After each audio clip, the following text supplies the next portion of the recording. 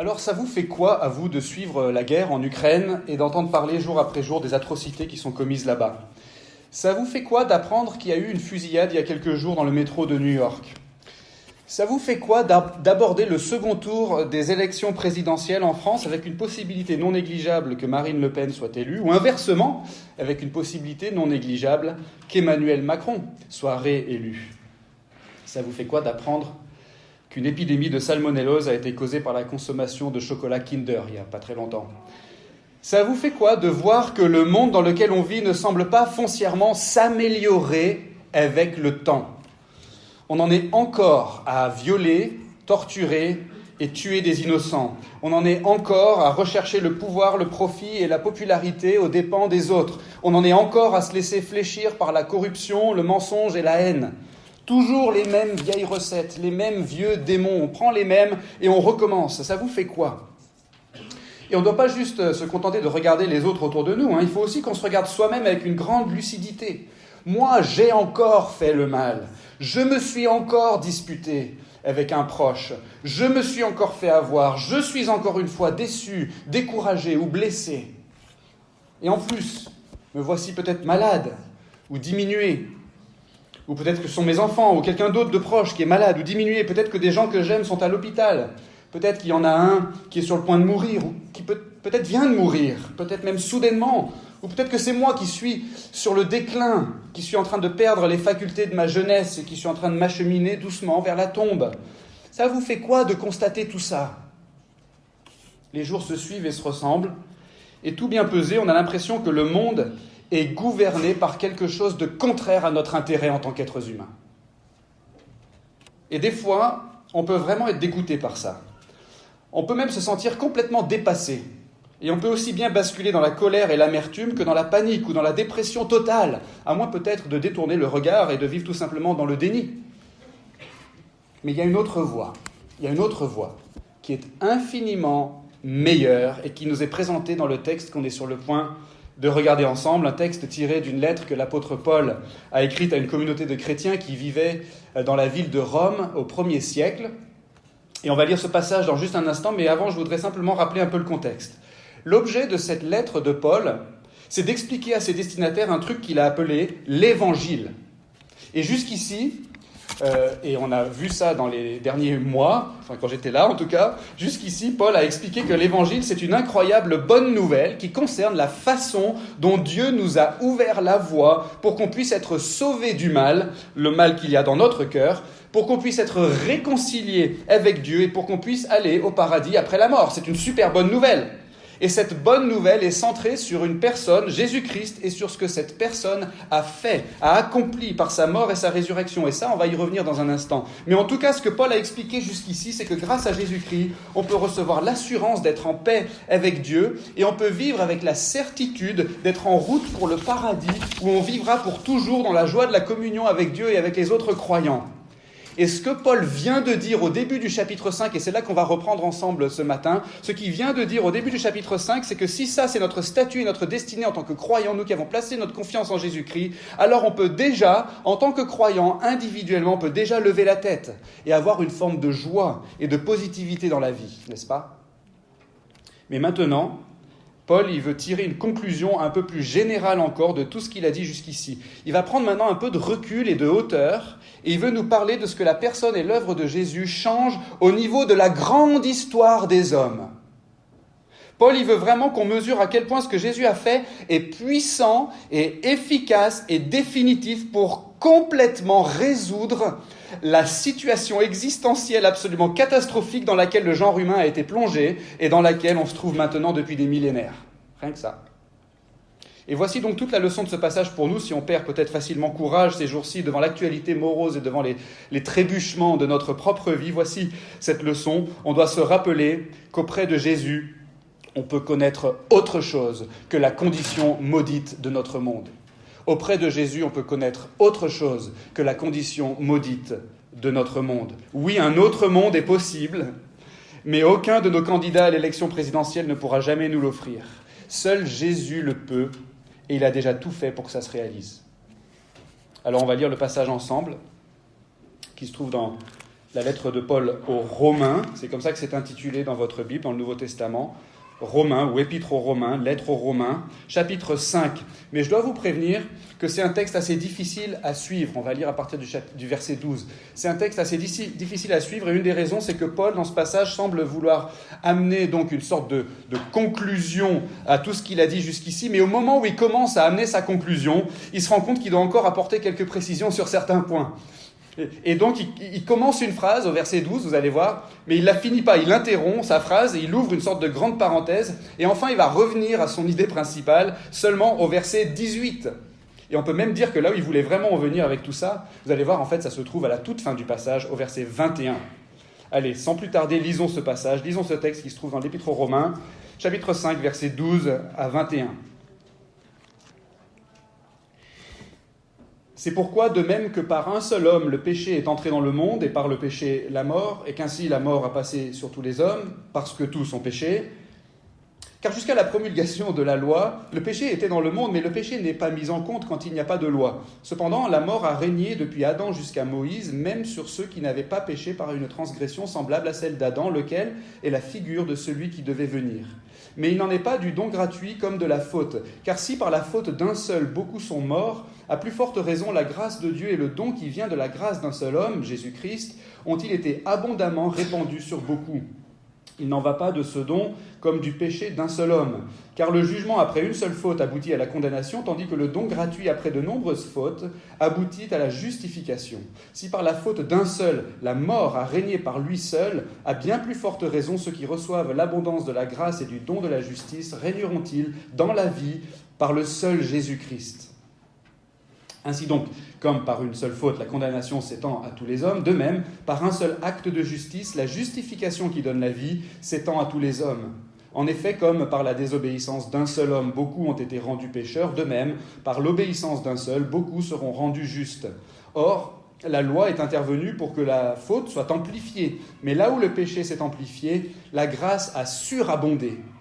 De la sorte, comme le péché a régné avec la mort, ainsi la grâce règne par la justice pour la vie éternelle par Jésus-Christ notre Seigneur.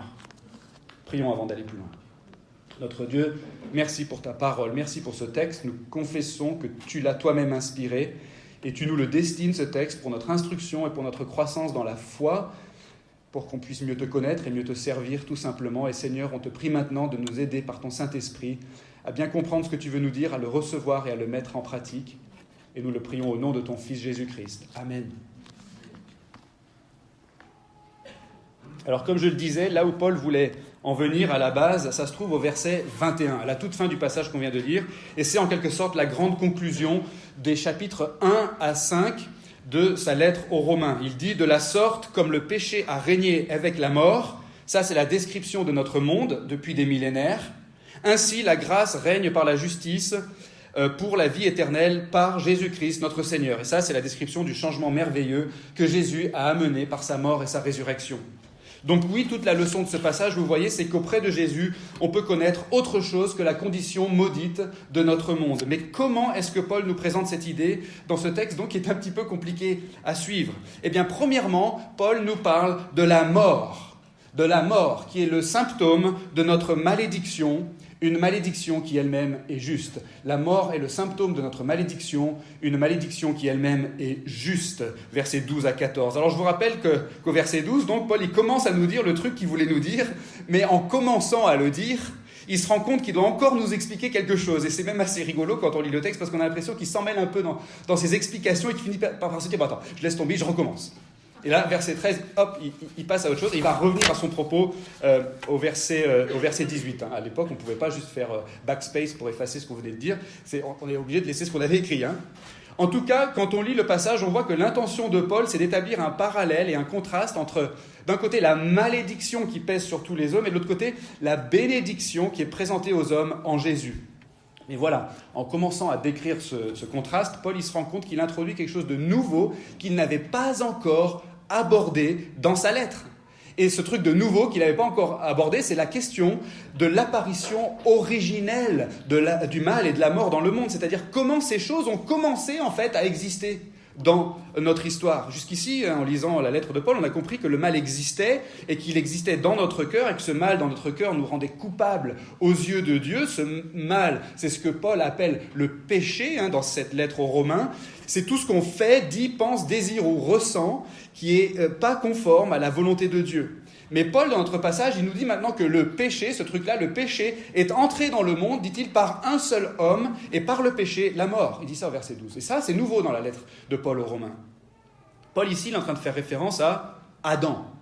Adam, de Adam et Ève. Adam, le premier homme qui a été créé dans un état d'innocence, mais qui a fait le choix de désobéir à Dieu. Et en faisant ça, il a commis le premier péché de toute l'histoire des hommes. Et il a entraîné dans sa chute toute sa descendance, c'est-à-dire toute l'humanité. Ce qui s'est passé, c'est que Adam, à ce moment-là, est devenu un pécheur. Et il est devenu mortel. Et que tous les humains après lui allaient du coup, eux aussi, être des pécheurs mortels. C'est-à-dire que tous les humains, après Adam, allaient exister non plus dans un état d'innocence, mais dans un état de culpabilité, avec le mal dans le cœur. Et en plus, tous les humains qui allaient exister, ils allaient aussi devoir mourir un jour. Tout le monde est devenu ce jour-là des pécheurs mortels. Telle est la malédiction qui pèse sur le genre humain depuis qu'Adam a commis ce premier péché. Et donc Paul, dans notre passage ici, il nous rappelle ça, parce qu'il ne veut pas qu'on pense qu'il y aurait une différence essentielle ou une différence fondamentale entre différentes catégories de personnes dans le monde ou dans l'histoire. Regardez le texte, Paul il parle dans notre passage de comment c'était avant et après la loi, ou sans la loi et avec la loi, il dit au verset 13. Et ce qu'il veut dire par là, c'est, est-ce qu'il y a une différence essentielle ou fondamentale entre, en l'occurrence, les Israélites qui ont la révélation spéciale de Dieu grâce aux écrits de Moïse, ça c'est un privilège historique du peuple juif, ce que Paul appelle la loi, cette révélation que Dieu a donnée par l'intermédiaire de Moïse au peuple d'Israël. Alors est-ce qu'il y a une différence entre les Israélites qui ont cette connaissance-là et puis les non-Israélites qui n'ont pas la loi, donc qui n'ont pas cette connaissance-là? Est-ce que les uns sont plus ou moins pécheurs que les autres en fait? Et la réponse de Paul dans notre passage, c'est non, pas du tout. Il n'y a pas de différence. Tout le monde est à égalité dans le péché. Et comment est-ce qu'on le sait? Voici l'argument de Paul, un argument qui tue, si j'ose dire. Il dit, c'est parce que tout le monde meurt. Voilà comment on sait que tout le monde est pécheur. C'est parce que tout le monde meurt. Les gens mouraient avant l'époque de Moïse, et les gens continuent de mourir depuis. La révélation de la loi a simplement permis aux Israélites de comprendre pourquoi ils mouraient. C'est un peu comme si on assistait à l'apparition d'un nouveau virus mortel. Imaginez, on constate que des gens meurent. Et on se doute que ça doit être une maladie particulière, quelque chose de contagieux. Mais il faut du temps, avant qu'enfin les recherches scientifiques nous permettent d'identifier le virus, qu'on puisse lui donner un nom, et que la pathologie soit décrite et expliquée dans les revues médicales, et que des tests soient inventés pour pouvoir ensuite détecter le virus, vous comprenez? Le virus, il reste le même, il n'a pas changé, et les gens qui l'attrapent, ils meurent, ça ne change pas ça. Mais entre avant et après la publication des recherches sur le virus, la seule chose qui change, c'est que maintenant on comprend mieux et qu'on peut éventuellement, du coup, mieux accompagner les malades. C'est la même chose par rapport au péché dans notre texte. Le péché est un virus qui est apparu à l'époque du premier homme. Adam était le patient zéro, si vous voulez. Adam a désobéi à Dieu et en faisant ça, il a attrapé la maladie mortelle du péché. Il est devenu un pécheur et cette condition a ensuite été transmise à ses enfants et ensuite à ses petits-enfants et à ses arrière-petits-enfants et ainsi à toute l'humanité. Tous les humains qui résultent de la rencontre d'un gamète mâle et d'un gamète femelle sont des pécheurs par nature. C'est dans notre ADN, si j'ose dire. Et parce qu'on est des pécheurs par nature, on pêche naturellement. Mais c'est longtemps après l'époque d'Adam qu'on a pu commencer à comprendre plus précisément ce que c'était que ce virus du péché. Après que Dieu a révélé sa loi à Moïse. C'est pourquoi Paul dit au verset 13 que le péché n'est pas mis en compte quand il n'y a pas de loi. La loi ici, encore une fois, ça fait référence à la révélation spéciale que Dieu a accordée à Moïse et par l'intermédiaire de Moïse au peuple d'Israël. Ce que Paul veut dire au verset 13, c'est simplement que le péché n'est pas diagnostiqué ou nommé pour ce qu'il est si on n'a pas la loi de Dieu qui nous permet de le faire. Et c'est d'ailleurs ce qu'il avait dit, si vous vous rappelez bien, au chapitre 3, quand il avait dit « c'est par la loi que vient la connaissance du péché ». On avait vu ça ensemble il y a plusieurs mois. Mais vous voyez, Paul insiste sur le fait qu'on n'a pas besoin d'avoir la loi pour être un pécheur, ni pour pécher. La preuve, c'est que les gens meurent avec ou sans la loi. Les gens meurent depuis l'époque d'Adam, même ceux qui n'ont pas péché par une transgression semblable à celle d'Adam, dit-il au verset 14, c'est-à-dire en connaissance de cause. Les gens qui n'ont pas péché en connaissance de cause, en connaissance d'une loi spécifique de Dieu. Ceux qui ont péché dans l'ignorance sont quand même pécheurs, et ils meurent quand même. Et donc la mort, qui est entrée dans le monde en même temps que le péché, c'est bien le symptôme, vous voyez, de notre malédiction à tous. Une malédiction qui est juste. Voilà quelle est la signification dramatique de la mort. Tout ça pour dire que quand on regarde autour de nous, et qu'on voit que des gens meurent, dans toutes sortes de conditions et de contextes différents, guerre, meurtre, maladie, accident, fausse couche, avortement, suicide, euthanasie, vieillesse. Quand on voit ça, on doit déjà se rappeler humblement cette réalité. On meurt parce qu'on est maudit. On est maudit parce qu'on est condamné. On est condamné parce qu'on est pécheur. On est pécheur parce que nos premiers parents ont péché et qu'ils ont entraîné toute l'humanité dans leur chute. C'est un constat très sombre, très négatif, n'est-ce pas ? Mais telle est la réalité. Si on accepte d'ouvrir les yeux et de regarder en face toutes les souffrances de notre monde, dans notre passage, on est déjà invité à s'humilier et à reconnaître que la mort en particulier est la preuve irréfutable de notre fragilité existentielle et même de notre culpabilité devant Dieu. Oui, même ceux qui ne savent pratiquement rien sur Dieu, comme les tribus sauvages qui n'ont encore jamais eu de contact avec la civilisation, ou encore les petits-enfants, les nouveau-nés, même les bébés qui sont encore dans le ventre de leur mère, on meurt tous parce qu'on est tous maudits et notre malédiction est juste. Est-ce qu'on est prêt à accepter ce verdict avec lucidité et sobriété ?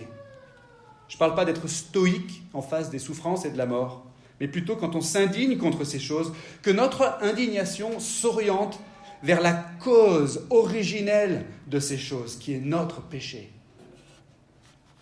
Et c'est important de le reconnaître parce que d'après notre passage, ce n'est pas comme si on était juste des victimes d'un grand dérèglement du monde qui aurait été causé par quelqu'un d'autre, à savoir Adam. Oh là là, celui-là. Oui, le monde est déréglé, et notre condition humaine est déréglée, mais la faute nous en incombe.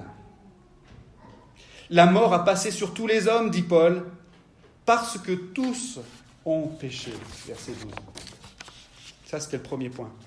C'était un peu long, mais c'était important pour bien comprendre l'étendue de ce que Jésus a fait par sa venue, sa mort et sa résurrection. Donc la mort est le symptôme de notre malédiction, une malédiction qui est juste. Mais deuxièmement, en Jésus, il y a un principe surpuissant qui peut nous conduire à la vie, c'est le principe de la grâce. En Jésus, il y a un principe surpuissant qui peut nous conduire à la vie, c'est le principe de la grâce. Dans le texte maintenant, le verset 15 à 17, Paul il se met à développer ce parallèle et ce contraste qu'il a voulu établir entre Adam d'un côté, et donc la malédiction qu'Adam a entraînée sur tout le genre humain, et Jésus de l'autre côté, et la bénédiction qui est présentée aux hommes en vertu de ce que Jésus a accompli. Paul il vient de dire à la fin du verset 14 que Adam il était la figure de celui qui devait venir. En grec, le mot figure, c'est le mot typos, qui a donné le mot type en français, c'est-à-dire une image, un genre de modèle ou encore une préfiguration. Tout simplement, Paul il nous dit que Jésus et Adam ont des choses en commun qui sont importantes à reconnaître et à comprendre. Ce qui est sous-entendu ici, c'est que de la même façon que la malédiction des humains est venue par les agissements d'un seul homme, Adam, et bien de même le salut des humains est venu par les agissements d'un seul homme, Jésus. Donc vous voyez le parallèle entre les deux. Mais avant de nous expliquer un peu plus ce parallèle, Paul il veut d'abord souligner une grande différence entre ce qui s'est passé avec Adam et ce qui se passe avec Jésus. Ce qui s'est passé pour nous avec Adam, c'est passé, écoutez bien, selon le principe pur et simple de la justice et de la rétribution. Okay ? Adam, il avait été créé dans des conditions idéales. Il n'avait qu'un seul commandement auquel il devait obéir. Et il avait été prévenu de ce qui arriverait s'il désobéissait. Et Adam, malheureusement, a désobéi, et la justice s'est appliquée purement et simplement. Notre malédiction, vous voyez, elle est juste, elle est parfaitement, entièrement juste. Mais ce qui se passe pour nous avec Jésus, ça ne se passe pas selon le seul principe de la justice et de la rétribution.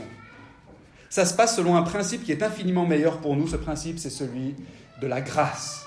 Le principe de la grâce. Écoutez bien, Adam, il a commis un seul péché, une seule transgression de la loi de Dieu, et c'était suffisant selon la justice parfaite de Dieu, c'était suffisant pour plonger non seulement Adam, mais aussi toute l'humanité dans le péché, pour condamner toute l'humanité et pour assujettir toute l'humanité au règne de la mort. Et je ne sais pas combien d'autres humains ont existé depuis l'époque d'Adam, mais ça se compte en milliards. Et je ne sais pas combien d'autres transgressions de la loi de Dieu ont été commises par chacun de ces humains, mais quand on additionne le tout, plutôt quand on multiplie le tout, ça fait certainement des milliards de transgressions. Et chacune de ces transgressions, chacune d'entre elles est suffisante à elle seule pour attirer sur nous la même condamnation et la même malédiction que celles qui sont tombées sur Adam et sur le genre humain après lui.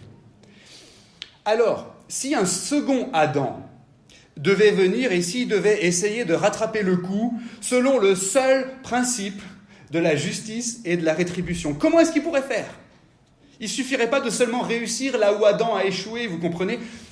Ok, un second Adam en échange du premier Adam. Un acte de justice en échange d'une transgression. Ok, c'est équitable. Mais comment faire pour appliquer ça à des milliards d'autres transgressions qui ont été commises depuis l'époque du premier Adam ? C'est comme si Adam, par son péché, il s'était endetté, disons, de 100 €. Malheureusement, il n'a pas les moyens de rembourser, alors ses enfants, ils héritent de la dette. Mais les enfants d'Adam non plus, ils n'ont rien pour rembourser et ils font qu'augmenter la dette familiale parce qu'eux aussi vivent à crédit. Et sans oublier les intérêts qui vont s'accumuler. Et ainsi, de suite, de génération en génération, la dette est transmise aux enfants, aux petits-enfants, qui eux aussi vivent à crédit et la dette augmente encore et encore. Et quelques milliers d'années plus tard, un second Adam arrive, enfin, et imaginez que le second Adam, ils disent « Bon, c'est bon, regardez, j'ai 100 €. Je vais pouvoir rembourser la dette du premier Adam. » Ben non, parce que la dette maintenant, elle représente des milliards d'euros. Vous comprenez que si on veut entrer au bénéfice d'un second Adam pour obtenir l'acquittement de notre dette, il nous faut un autre principe que le seul principe de la justice et de la rétribution. Et c'est là où Paul va en venir dans notre passage ici. Il veut nous montrer que si on reçoit la condamnation et la mort par le premier Adam, selon le principe de la justice, on peut recevoir la justification et la vie par le second Adam, selon un principe supérieur qui est celui de la grâce. Et c'est ce que Paul appelle au verset 15 ce don gratuit ou ce don de la grâce qui fait que ce qui s'est passé pour nous avec le premier Adam et ce qui se passe pour nous avec le second Adam, c'est différent. Vous voyez, Paul voulait souligner cette différence. Vous voyez, en Jésus, il y a un principe surpuissant qui peut nous conduire à la vie. C'est le principe de la grâce. On ne peut pas rembourser.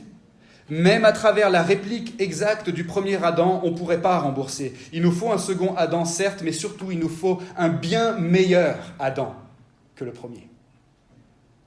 Un Adam, pareil sur certains points, mais très différent sur d'autres points. Et c'est ce qu'on a en Jésus. Comme le premier Adam, Jésus est venu dans un état d'innocence, il était sans péché, comme l'était Adam quand il a été créé. Et Jésus a été tenté de pécher, comme l'a été Adam, sauf que Jésus a persévéré dans l'obéissance à Dieu son Père. Il a été parfaitement obéissant et sa vie a été parfaitement conforme à toute la volonté morale de Dieu. C'est déjà une victoire, n'est-ce pas, du second Adam sur le premier. Mais ensuite, Jésus s'est présenté à la croix. Et sa vie parfaite qu'il avait préservée en résistant à la tentation, il l'a offerte là, sur la croix, comme expiation pour des milliards de péchés. C'est-à-dire qu'il a donné sa vie comme paiement pour rembourser la dette. Et c'était possible, vous savez, parce que la vie de Jésus était d'une valeur infinie en vertu du fait que dans sa personne étaient réunies deux natures, la nature humaine d'une part et la nature divine d'autre part. Seul Jésus, voyez-vous, Dieu fait homme, Dieu incarné, pouvait réaliser une telle transaction. Le second Adam est tellement supérieur au premier. Et mes amis, si vous êtes un humain, vous êtes par nature unis au premier Adam. Et votre malédiction répond au seul principe de la justice et de la rétribution. Mais, si ce matin vous êtes un croyant, si vous avez placé votre foi en Jésus, vous êtes maintenant unis au second Adam. Et le salut que vous recevez en lui est un don de la grâce de Dieu. Et cette grâce est suffisante, et même elle est plus que suffisante pour couvrir tous vos péchés, passés, présents et futurs, et non seulement les vôtres, mais encore ceux d'une multitude d'hommes, de femmes et d'enfants qui sont attachés à lui. Et c'est pourquoi en théologie, ça c'est pour la petite minute théologique, pour ceux que ça intéresse, en théologie on dit que la relation qu'on a avec Dieu par le premier Adam est une relation basée sur les œuvres, et on appelle ça l'alliance des œuvres. Mais justement, puisque c'est basé sur les œuvres, on est tous perdus par nature parce qu'on a tous échoué à faire le bien que Dieu nous demande. Mais la relation qu'on peut avoir avec Dieu par le second Adam, par Jésus-Christ, c'est une relation qui, elle, est basée sur la grâce. Et on appelle ça donc l'alliance de grâce, parce que Jésus a accompli à la place des croyants les exigences de l'alliance des œuvres en tant que second Adam. Donc Jésus, lui, il a parfaitement obéi. On appelle ça l'obéissance active de Jésus. Mais il a aussi subi la peine de l'alliance des œuvres. Et en subissant la peine de l'alliance des œuvres, Jésus, on appelle ça l'obéissance passive de Jésus. Et il a fait ça de façon à ce que nous, on n'ait plus qu'à recevoir gratuitement et par la foi tous les bienfaits que Jésus a ainsi acquis et mérités pour nous. Son obéissance à Jésus, tant active, son obéissance à la loi, que passive, son sacrifice à la croix, son obéissance active et passive nous est attribuée à nous si on est unis à lui par la foi.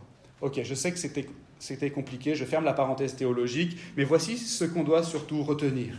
Tous les dérèglements du monde doivent nous rappeler notre fragilité existentielle et notre culpabilité devant Dieu, nous qui sommes maudits et donc destinés à mourir, mais tous les dérèglements du monde doivent aussi et ensuite nous pousser vers Jésus, parce qu'en lui, la grâce de Dieu nous est présentée pour notre salut, et cette grâce est surpuissante pour nous conduire à la vie éternelle. Et c'est ce qui nous amène au troisième et dernier point.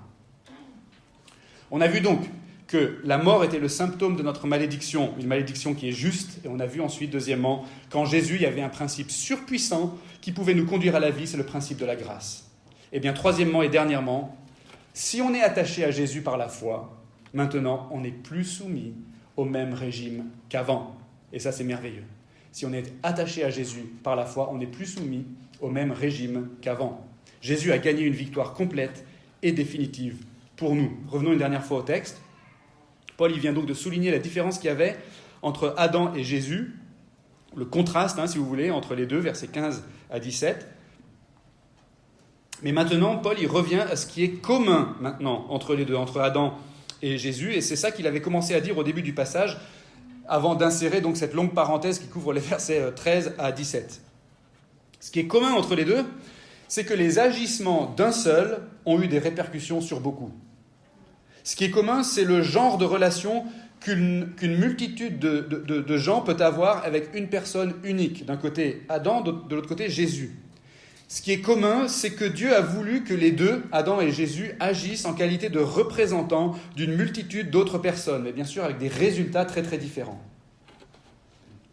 Par la faute et la désobéissance d'Adam, on l'a vu, mais je le répète parce que Paul le répète dans son passage, une multitude de gens sont devenus pécheurs et sont tombés sous le coup de la condamnation.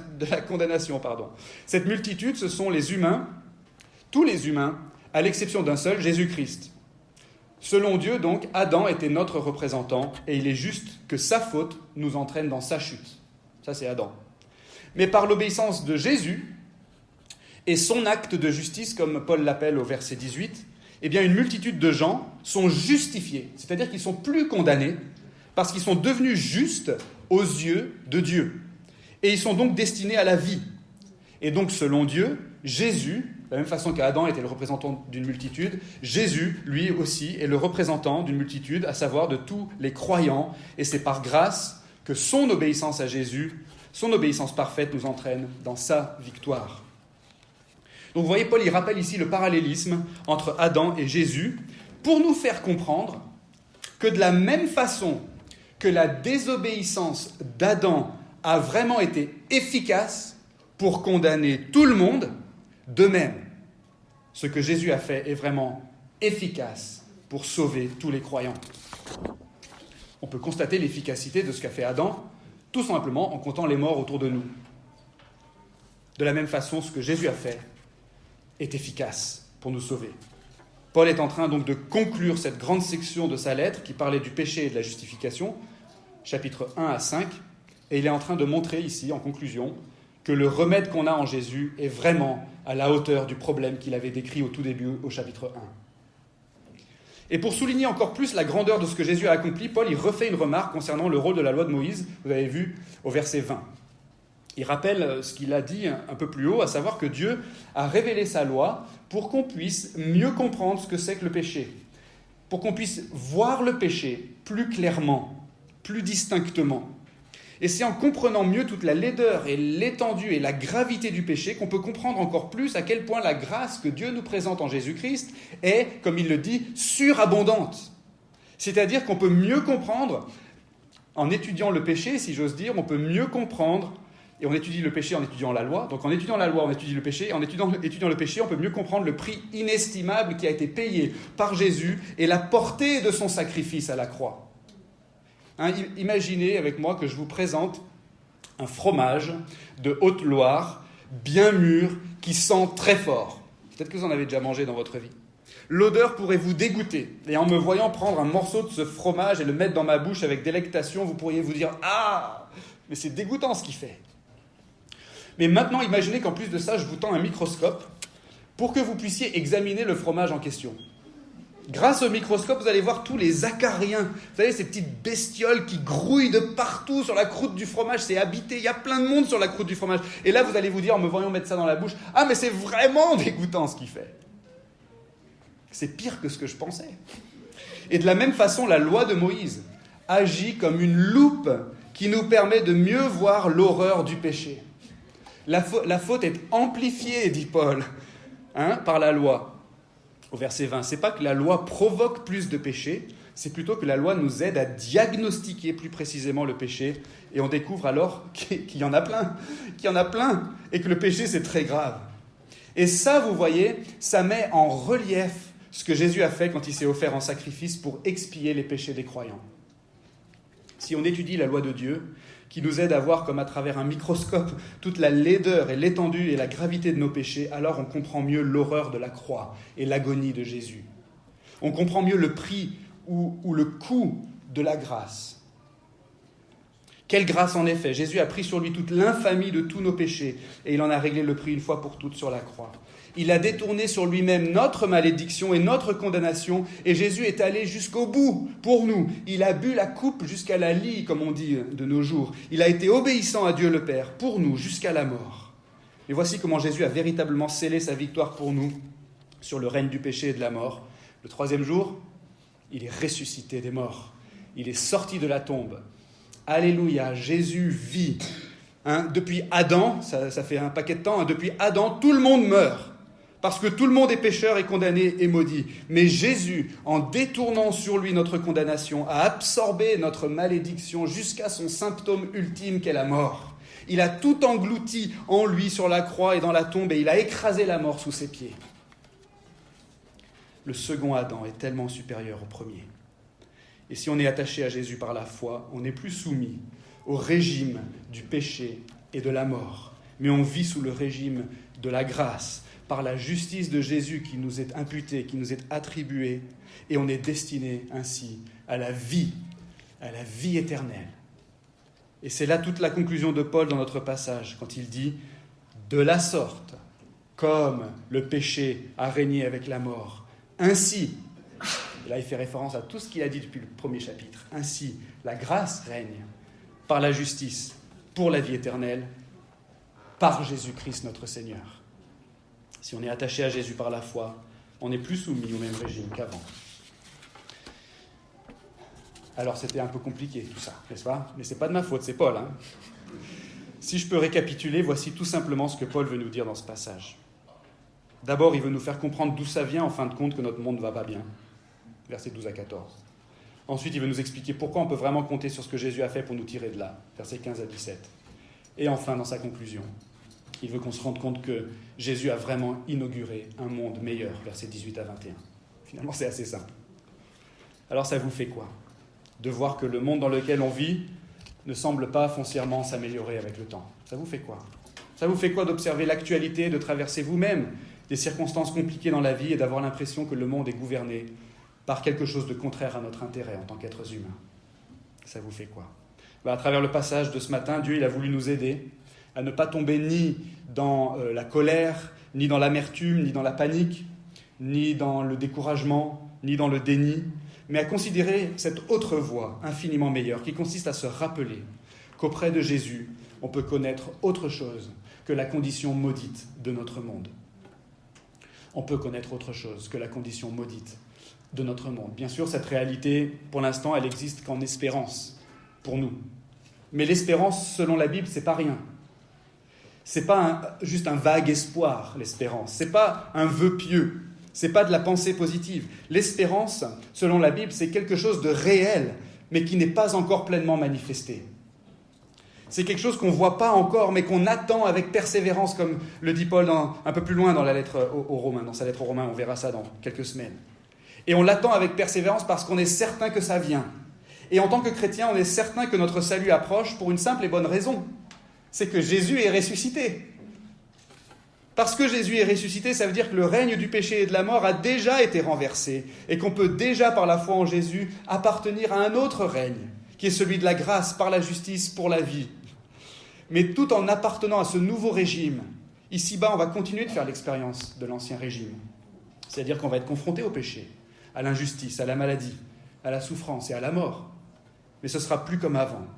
C'est comme si on avait reçu la citoyenneté d'un nouveau pays, tout en continuant de vivre au même endroit. Notre expérience quotidienne continue d'être à peu près la même, mais il y a quand même quelque chose qui a profondément changé.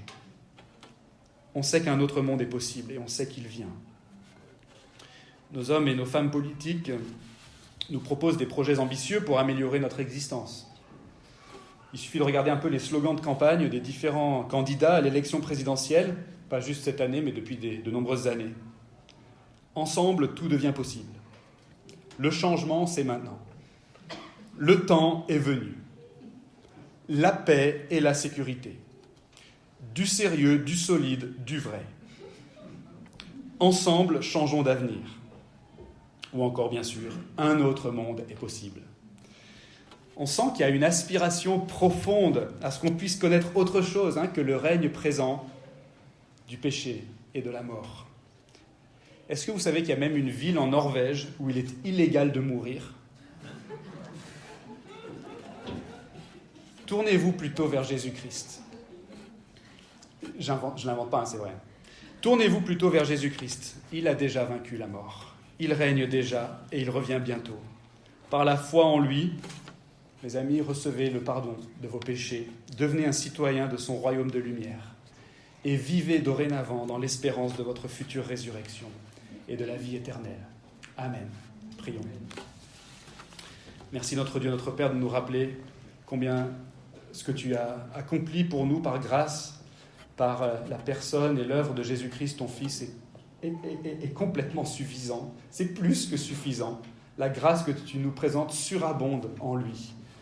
Et permets-nous, aide-nous, Seigneur, à nous réjouir de nouveau, aujourd'hui en ce dimanche de Pâques, mais pas seulement, tous les jours de notre vie, de notre marche chrétienne. Aide-nous à garder les yeux fixés sur Jésus. Aide-nous à contempler et à méditer régulièrement sur l'Évangile, sur cette bonne nouvelle qui concerne notre salut. Aide-nous à regarder en avant aussi, avec espérance, vers le retour prochain du Seigneur Jésus et vers notre entrée dans la gloire. Amen.